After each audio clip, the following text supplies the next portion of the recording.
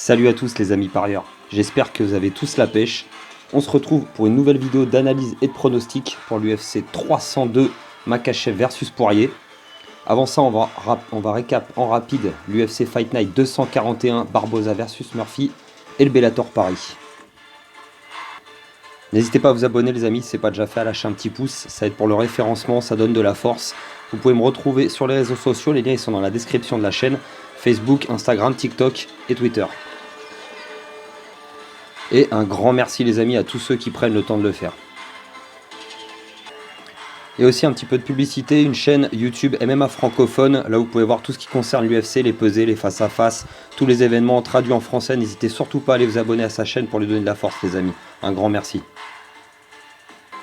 Et aussi également un site de prono, vous tapez sur Google mmaprono.com, vous tombez dessus directement, vous verrez les analyses et pronostics différentes, super intéressant, n'hésitez surtout pas à aller jeter un coup d'œil.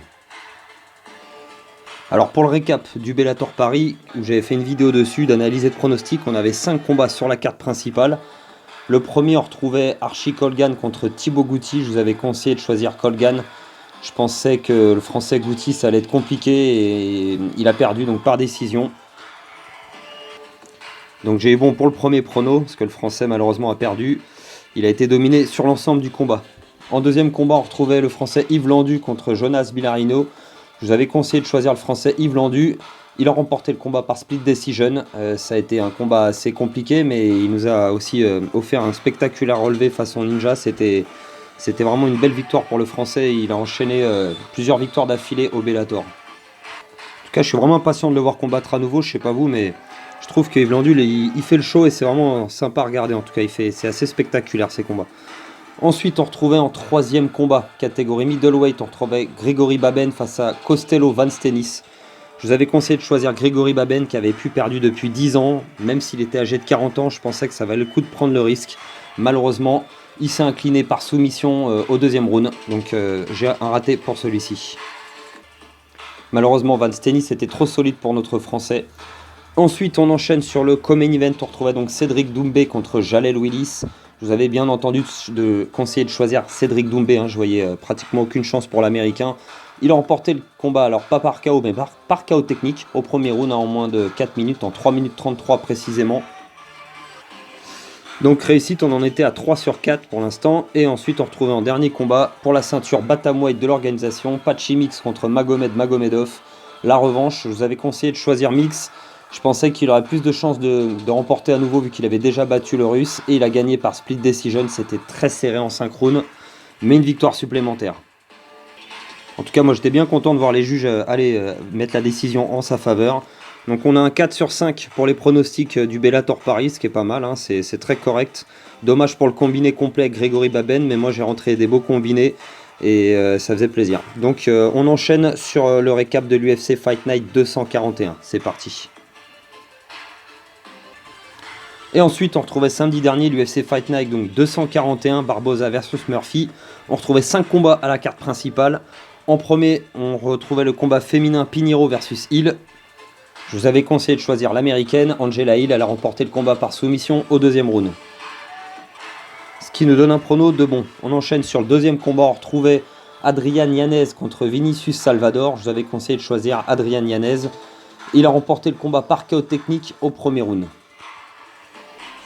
On en est à 2 sur 2 pour les pronos. On retrouvait ensuite catégorie welterweight Themba Gorimbo contre Ramiz Brahimaj. Je vous avais conseillé de choisir Gorimbo.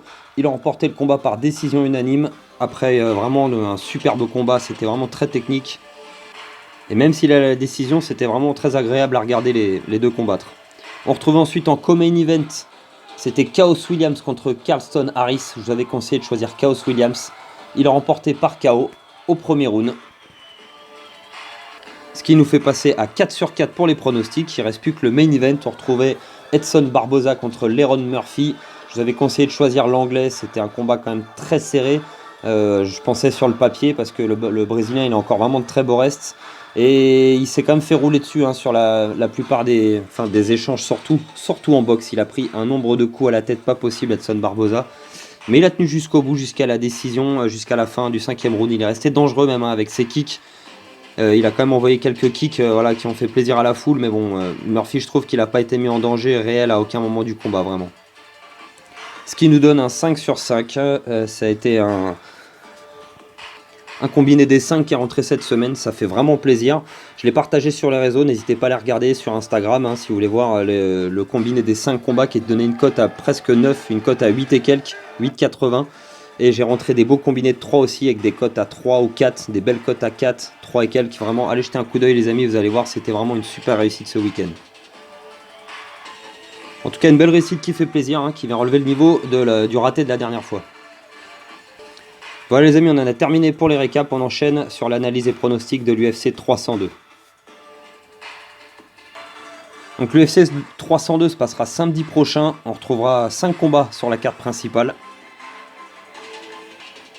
Et on retrouve en premier combat catégorie welterweight, Randy Brown contre Eliseu Zaleski dos Santos. Randy Brown, il est jamaïcain, il a 33 ans, 18 victoires pour 5 défaites en carrière. Sur ces 18 victoires, on a 7 finishes par KO technique et 5 par soumission. Et 6 par décision. Pour ces défaites, il y en a 2 par KO technique, 2 par soumission et une seule par décision. Il est sur 2 victoires pour ses 2 derniers combats en 2023 et 2024. Une victoire pour son dernier combat en 2024 contre Muslim Salikov, qu'il a mis KO au premier round. Avant ça, si on remonte au 3e combat en arrière, il avait une défaite par soumission au premier round contre le solide Jack Della Maddalena. Si on remonte un peu plus en arrière, pour retrouver une défaite, il faut remonter jusqu'en 2020. Il avait pris un KO contre Vicente Luque. Mais sinon, entre ces 2 défaites, il avait battu Alex Oliveira par soumission au premier round, Jared Godden par décision unanime, c'était en 2021. Et en 2022, il avait fait 2 victoires par décision et split decision avant cette fameuse défaite contre Maddalena. Donc il est sur 2 victoires d'affilée. 2 victoires, il est solide. En plus, Randy Brown, il est assez complet. Il est capable de soumettre comme il est capable d'aller chercher le KO. Après, lui, c'est plus le striking. Il va chercher à mettre KO son adversaire. Il va mettre le striking en avant. Et je pense qu'on va avoir le droit à un combat de striking puisque son adversaire, donc le Brésilien Eliseu Zaleski dos Santos, il a déjà 37 ans. 24 victoires pour 7 défaites en carrière. Sur ces 24 victoires, on a 14 KO technique, seulement 3 soumissions et 7 décisions. Pour ces défaites, il a perdu une seule fois par KO, 2 fois par soumission et 4 décisions. Son dernier combat, c'est un match nul, un draw contre Rinat Fakhretdinov, qui est vraiment un combattant extrêmement solide. Invaincu même, il me semble, Rinat, avant ce fameux match nul. Si je dis pas de bêtises, ouais, sinon il a une seule défaite en carrière. Donc gros dernier combat pour le Brésilien. Il a montré qu'il était présent face à un adversaire dangereux et très solide. Et avant ça, le Brésilien, il était sur 2 victoires. En 2023, il était à une victoire contre Aboubakar Nurmagomedov par split decision. Et avant, c'était la victoire par décision contre Benoît Saint-Denis, le français, où apparemment il y aurait eu l'histoire de dopage. Enfin, pas apparemment, Dos Santos a eu, je pense, c'est pour ça qu'il a été absent pendant une longue période parce qu'il s'est fait attraper pour dopage. Avant ça, il avait eu une défaite par split decision contre Muslim Salikov en 2020. Une victoire entre 2 et une défaite contre Li Jingliang à l'UFC Fight Night 157 en 2019. Ça remonte un peu, ça fait déjà 5 ans, il avait pris un KO technique le Brésilien. Donc il a déjà 37 ans dans une catégorie welterweight qui est quand même compliquée quand on commence à dépasser les 35 ans.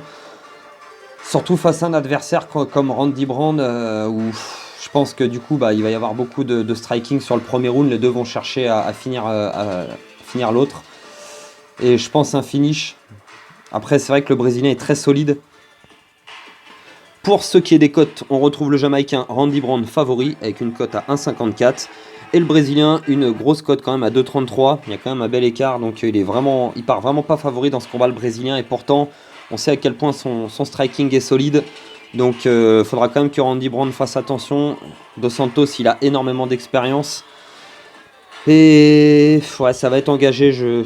On pourra avoir un finish peut-être au 2e round, mais c'est un 3 rounds, donc je vois quand même une décision. Et je vois une victoire par décision, je pense, pour Randy Brown. Et même si je pense que c'est assez serré, ça reste quand même le choix le moins risqué. On enchaîne sur le combat suivant. On retrouve en 2e combat, catégorie heavyweight, Gelton Almeida contre Alexander Romanov. Alors Gelton Almeida, il est brésilien, il a 32 ans, 20 victoires pour seulement 3 défaites. Sur ces 20 victoires, on a 7 finishes par KO technique, 12 par soumission et une seule décision. Pour ces 3 défaites, 2 par KO technique et une seule par décision. Son dernier combat, c'était à l'UFC 299 au mois de mars où il a pris un KO contre Curtis Blade au deuxième round. Il avait réussi pourtant à emmener l'Américain au premier round sur le dos, et je m'en souviens à l'époque, conseiller Almeida, j'avais été surpris de la défaite quand même, parce que je pensais qu'il avait les armes pour noyer Curtis Blade au sol, mais Blades, il a quand même énormément une très bonne lutte, puis beaucoup d'expérience, et il a réussi à un moment donné où Almeida, il commençait un peu à être dépassé en striking, et il a, je pense, un peu paniqué. Almeida, il a tenté un takedown de l'autre côté de la cage, et puis Blades, il l'a puni avec des coups de poing marteau au visage qui ont réussi à le mettre KO technique. Il l'a touché à la tempe, et puis l'arbitre avait arrêté, mettre KO même. Enfin bref, sur son dernier combat, grosse défaite pour Jailton Almeida. Avant ça, si on remonte en arrière, il était sur une grosse série de victoires puisqu'il était invaincu à l'UFC. Il avait il avait battu Derek Lewis par décision unanime sans avoir réussi à le soumettre après 5 rounds extrêmement chiants où il avait passé la totalité du combat en position montée sans réussir à placer de soumission. Mais avant ça, il avait soumis Jairzinho Rozenstruik au mois de mai l'année dernière au premier round. Il avait battu par KO technique Shamil Abdourakimov, c'était en 2023, mais au mois de janvier. C'était au deuxième round. Donc il avait quand même bien réussi son entrée à l'UFC. Il avait enchaîné plusieurs séries de victoires et il était vraiment vu comme un gros prospect dans la catégorie poids lourd avant de se faire stopper par Curtis Blade. Il est opposé cette fois au Moldave Alexander Romanov qui a 17 victoires pour seulement 2 défaites en carrière. Sur ces 17 victoires, on a quand même 6 finishes par KO technique et 9 par soumission. J'ai oublié de préciser, il a 33 ans et il a 2 victoires par décision sur ses 17. Pour ces 2 défaites, c'est une par KO technique et une par décision. À l'UFC, son dernier combat, c'était au mois de juillet l'année dernière. Il a gagné contre Blagoy Ivanov par décision unanime. C'était en 3 rounds.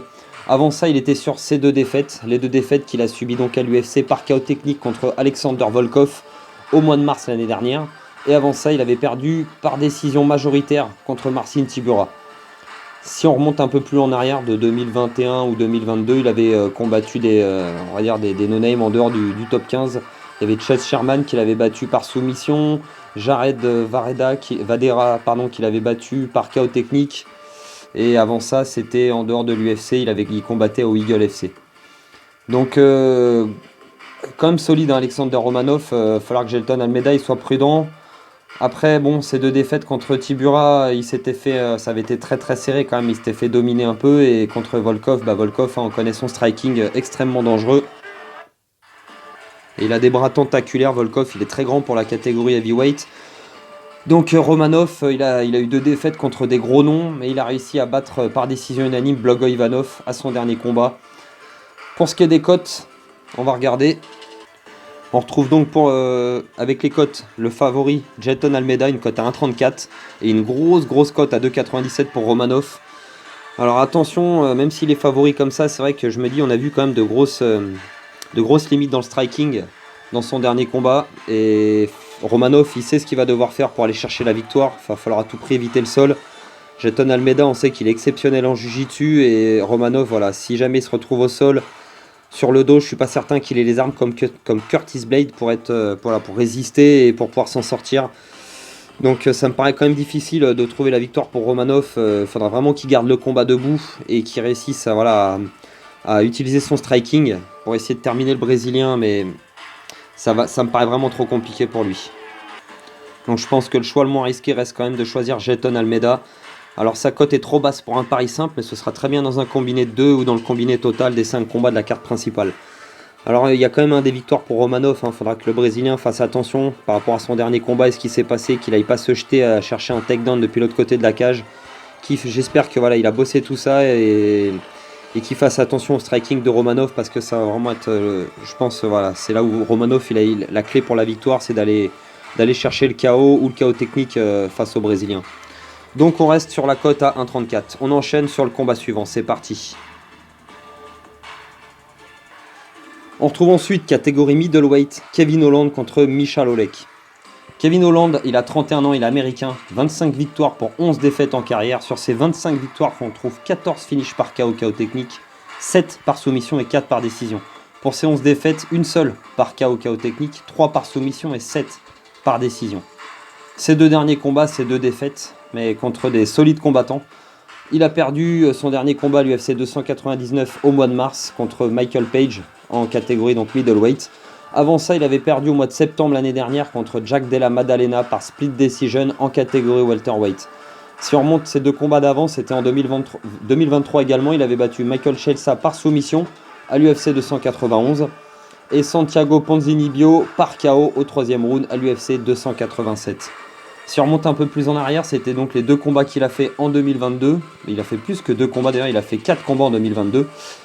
Les deux derniers combats qu'il a fait en 2022, c'était contre Stephen Thompson et contre Khamzat Chimaev. Il a perdu contre Stephen Thompson par KO technique et par soumission contre Chimaev. Et avant ça, si on remonte les deux combats qu'il a gagnés en début d'année 2022, il avait battu Alex Oliveira et Tim Men. Il a vraiment affronté tout le monde à l'UFC dans la catégorie. En remontant en 2021, il avait affronté Marvin Vettori, Derek Brunson, Ronaldo Souza. Il est à l'UFC depuis maintenant longtemps, Kevin Holland. Je pense que son premier combat c'était en 2018 au Dana White Contender. Alors le problème avec Kevin Holland, c'est que quand ça devient vraiment compliqué, il peut affronter des adversaires des fois et nous sortir des choses vraiment impressionnantes, comme sa série de victoires où il avait battu Joaquin Buckley, Anthony Hernandez, Ronaldo Souza en lui mettant un KO alors qu'il était sur le dos. Ces deux défaites après contre le top de la catégorie middleweight à l'époque, Derek Brunson et Marvin Vettori. Ensuite il perd contre Chimaev et Stephen Thompson. En général il fait pas plus que 2 défaites d'affilée, Kevin Holland. Alors c'est des stats qui veulent absolument rien dire, je dis ça comme ça, mais normalement on est bon pour une victoire là. Alors son adversaire, il est donc opposé à Michel Olek, et j'essaierai pas de dire son nom en entier parce que c'est trop compliqué. Il est polonais, il a 29 ans, 19 victoires pour 7 défaites. Sur ces 19 victoires, on a 14 KO techniques, une seule soumission et 4 décisions. Pour ces 7 défaites, il a perdu une fois par KO, 5 fois par soumission et une fois par décision. Son dernier combat, c'est une défaite contre Michel Pereira. Il a perdu en 1 minute. C'était à l'UFC 299 également, où il s'est fait soumettre de façon spectaculaire par le Brésilien. Avant ça, si on remonte au mois d'août l'année dernière, il avait une victoire contre Shidi Njokuani par KO technique au premier round. Et si on remonte au mois d'avril l'année dernière, il avait une défaite contre Caio Borralho, le Brésilien, par soumission. Il avait eu 2 victoires avant en 2022, c'était contre Cody Brundage et Sam Alvey, une défaite par décision contre Dustin Jacoby au mois de mars 2022. En 2019 et 2020, il avait 2 défaites solides aussi, mais c'était en light heavyweight contre Ovis Saint-Pro et Jamie Crute. Et sinon, après, depuis qu'il a changé de catégorie, il a quand même eu 2 grosses défaites sur ses 3 derniers combats, contre Caio Borralho et contre Michel Pereira, où il s'est fait terminer à chaque fois. Il s'est fait soumettre c'était au premier round contre Pereira, comme je disais, de façon spectaculaire. Donc contre Kevin Holland, qui a aussi beaucoup d'expérience, je pense que ça va être compliqué. C'est un striker, Michal, et Kevin Holland, il est vraiment très créatif. Il a plusieurs ceintures noires, Kevin Holland, et quand on tente pas de l'emmener au sol et qu'on essaie pas trop de lutter et qu'on s'appelle pas Chimaev, normalement Kevin Holland il est capable d'utiliser son striking et de ne pas être trop embêté pour le fait de se faire amener au sol ou pas. Je pense que contre Michal ça devrait le faire. Normalement il devrait pouvoir s'imposer avec son striking. On a vu que contre Michael Page ça avait été compliqué. Et pourtant en striking, mais Page il a une façon vraiment spéciale de se battre. Contre Jack Della Maddalena, il s'était fait emmener quand même plusieurs fois au sol, mais il s'en était pas trop mal sorti en striking, alors que Jack est très solide aussi en boxe. Donc je vois peu de portes pour la réussite, pour la victoire pour Michal dans ce combat. On va regarder les cotes. On retrouve favori Kevin Holland avec une cote à 1,34 et une cote à 2,97 pour Michal Olek. Alors on a exactement les mêmes cotes que pour le combat d'avant. Gros favori pour Kevin Holland, et sincèrement, autant le combat d'avant, je voyais quand même des chances pour Romanov. Là, pour Michal Olek, j'ai du mal à le voir s'en sortir. Alors après, tout est possible, bien sûr, ça reste du MMA et on a déjà vu des surprises de dingue. Mais Kevin Holland est trop prudent, et se faire finir en striking, à moins l'erreur qu'il avait fait contre Stephen Thompson. Mais Stephen Thompson, il a un striking qui était hors norme, et Michal Olek, il est loin d'avoir le striking de Stephen Thompson. Donc Kevin Holland, s'il reste sérieux, je pense qu'il va l'être. Il est sur 2 défaites, il ne veut pas une 3e défaite d'affilée. Je le vois bien être capable de remporter ce combat au finish. Alors après ça peut être une décision aussi, mais Michal il s'est fait finir quand même sur ses 2 dernières défaites, donc il y a une possibilité pour un finish pour Kevin Holland. Donc je vous conseille quand même de rester sur la petite cote. Pareil, c'est une cote qui n'est pas intéressante pour un combat, pour un pari simple. Mais elle sera très bien dans le combiné de 5 ou dans des combinés éventuels de 2 ou 3 combats. De deux ou 3 combats, pardon. Donc ça reste, je pense, le choix le moins risqué, hein, les amis, parce que Michal, non, j'y crois pas trop. On enchaîne sur le co-main event. Et on retrouve en catégorie middleweight Sean Strickland contre Paulo Costa. Je sais pas vous les amis, mais moi ça c'est un combat qui me hype. Sean Strickland, il est américain, il a 33 ans, 28 victoires pour 6 défaites. Sur ces 28 victoires, on a 11 finishes par KO technique, 4 par soumission et 13 décisions. Pour ces 6 défaites, 2 par KO technique, 0 par soumission et 4 par décision. Son dernier combat, il a perdu sa ceinture middleweight contre Dricus du Plessis. Au mois de janvier, c'était à l'UFC 297. Il a perdu par split decision.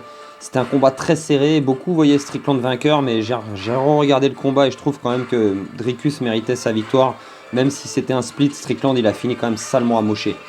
Avant ça, donc c'était sa victoire au mois de septembre l'année dernière où il a battu avec un des plus grands upsets de l'histoire de l'UFC. Il a battu Israel Adesanya par décision unanime. Avant ça, il avait quand même 2 victoires d'affilée contre Abu Magomedov et contre le français Nassourdine Imavov. C'était en 2023, au mois de juillet et au mois de janvier. Et si on remonte 2 combats en arrière, il avait donc ses 2 défaites en 2022 face à Jared Cannonier par split decision et contre Alex Pereira où il avait pris ce KO phénoménal. Si on remonte un peu plus en arrière, il avait quand même affronté des gros noms aussi, hein, Jack Hermanson qu'il avait battu par split decision ou encore Uriah Hall en 2021. Et si on remonte vraiment plus en arrière pour retrouver des défaites, faut retourner jusqu'en 2018 où il avait pris ce KO contre Eliseu Zaleski dos Santos ou sa défaite par décision en 2017 contre Kamaru Usman. Sinon il avait quand même battu Nordin Taleb, Brandon Allen. Il avait de gros finishes quand même, hein, pour Sean Strickland. Il est donc opposé au Brésilien Paulo Costa Borrachinha qui lui a 33 ans.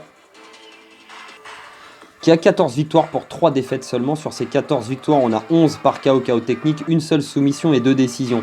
Ces 3 défaites, ça a été une par KO technique et 2 par décision. Alors c'est un striker, hein, Paulo Costa, il aime chercher le KO, il aime faire mal, il aime les coups lourds.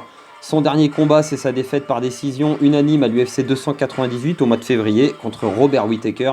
Avant ça, il faut remonter quand même au mois d'août 2022, ça faisait quasiment 2 ans qu'il n'avait pas combattu, il avait battu Luke Rockhold par décision. Avant ça, on remonte en 2021, en 2020 pour ces 2 défaites. La défaite par décision, c'est fou. Quand je regarde ça même moi, j'en reprends conscience à quel point il a peu combattu sur ces dernières années, Paulo Costa. Cette défaite par décision contre Marvin Vettori au mois d'octobre 2021.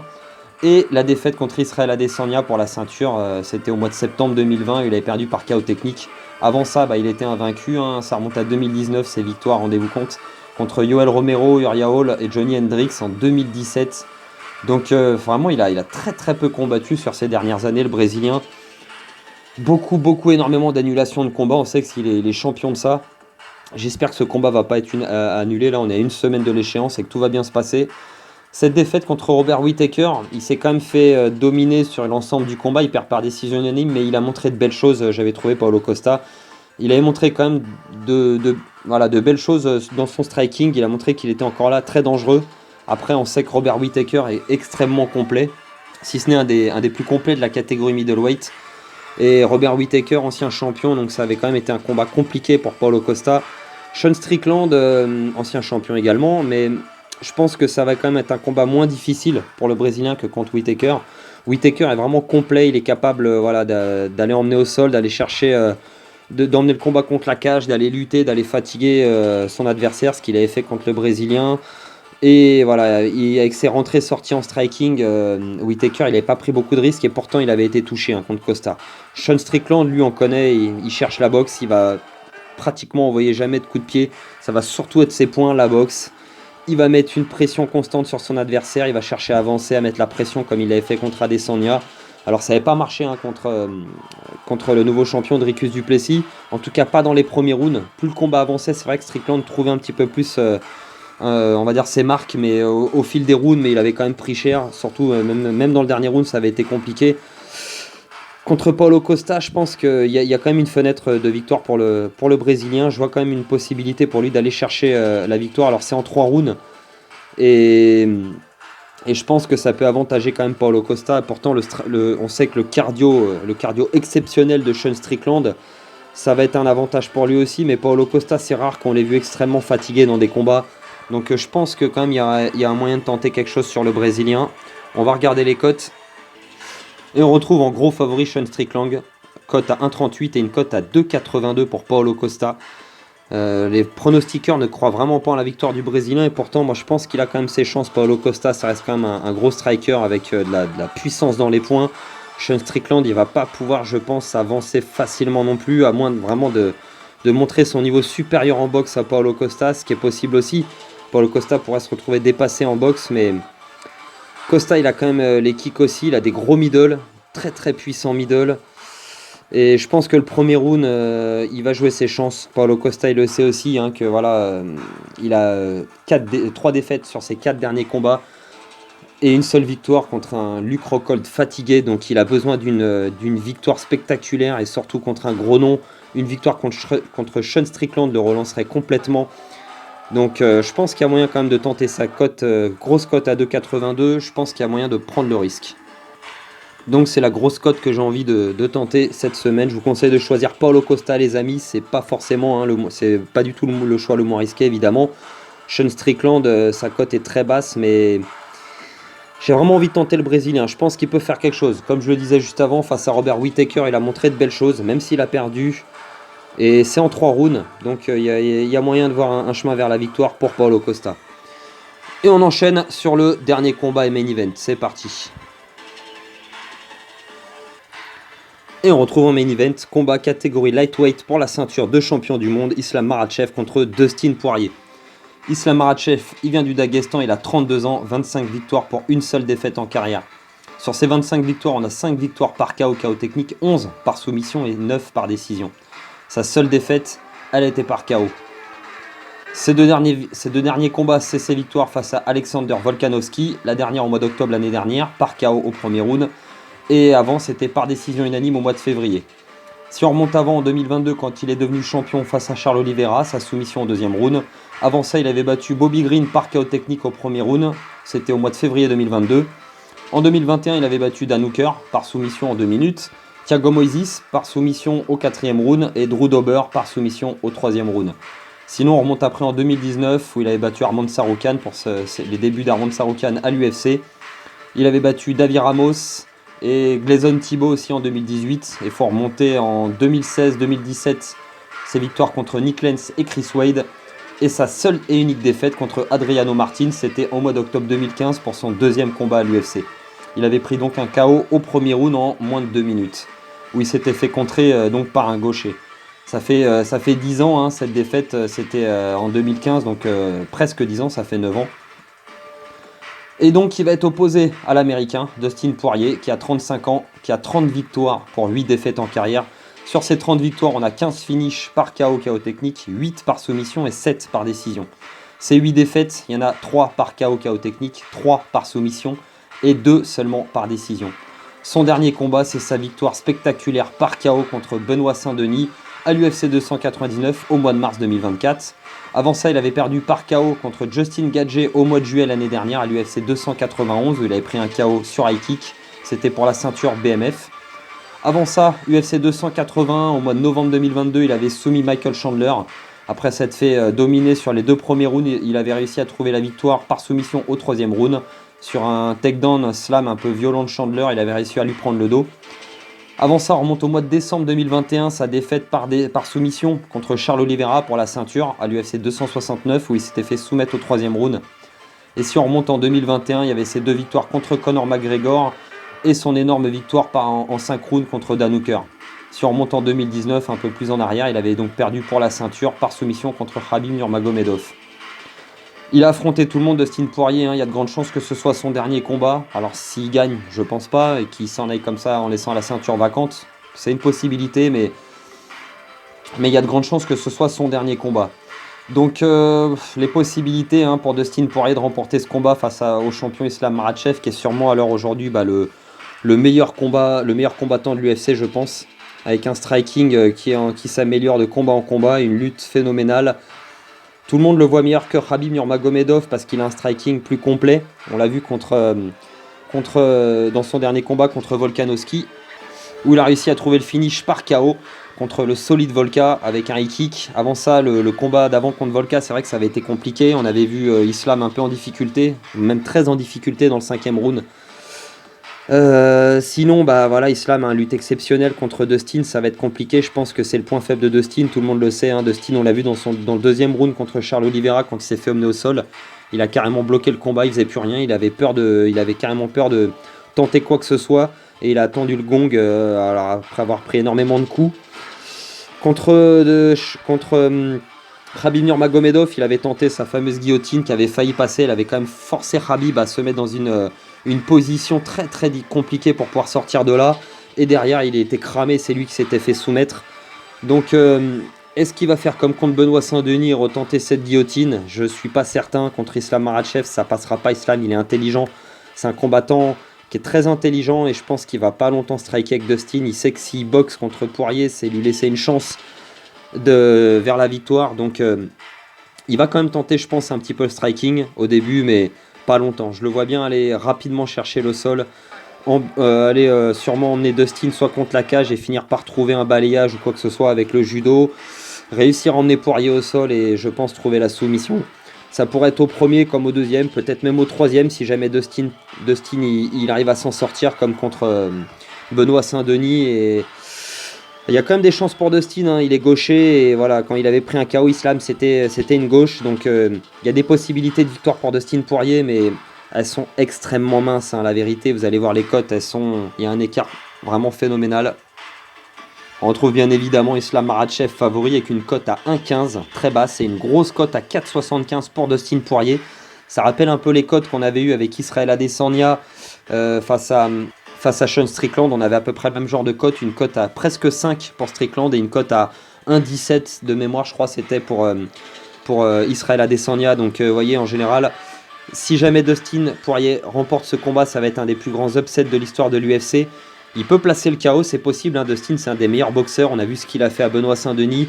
Il s'est fait complètement balader au premier round, hein. Benoît, il lui a tout fait. Il l'a emmené au sol, il lui a attrapé le dos. Il a joué un peu avec lui. Poirier, il a tenté ses guillotines qui ne sont pas passées. Il s'est mis un peu lui-même en difficulté. S'il tente ça contre Islam Makhachev, on va avoir exactement la même chose que contre Khabib Nurmagomedov à l'époque, je pense. Donc il faudra vraiment que Dustin, en fait, les seules chances pour lui, c'est tout envoyer, je pense, dès le début, d'aller vraiment chercher la bagarre tout de suite. S'il essaie de tempérer, il va se diriger sûrement vers une nouvelle défaite.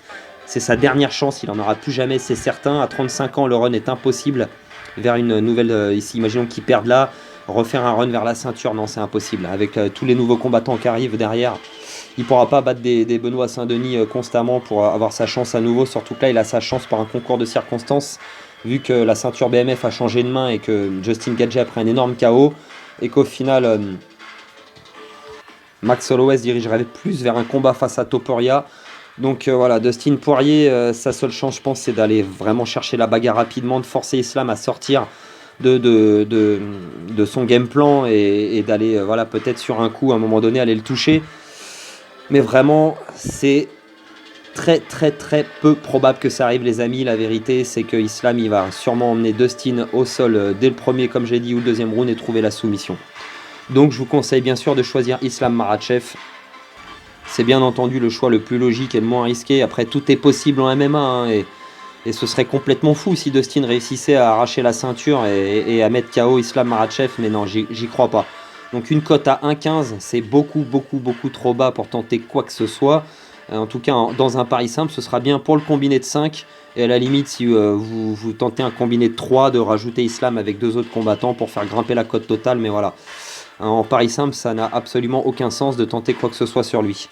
Si vous voulez tenter la cote de Dustin Poirier, vous pouvez, hein, cote à 4,75, mais vraiment allez-y tranquille, hein, mettez pas un gros billet parce que je pense qu'il va se faire soumettre malheureusement Dustin Poirier, qui prendra sa retraite après ce dernier combat. Voilà les amis, on a terminé pour l'analyse et pronostic de cet UFC 302 qui se passera donc samedi prochain. J'espère que ces pronostics vont être bons. En tout cas, n'hésitez pas à vous abonner, à lâcher un petit pouce si jamais la vidéo vous a plu, les amis, un commentaire. Je réponds à tous les commentaires. Vous pouvez me retrouver sur les réseaux sociaux. Les liens ils sont dans la description de la chaîne. Facebook, Instagram, TikTok et Twitter. Un grand merci à tous ceux qui prennent le temps de le faire.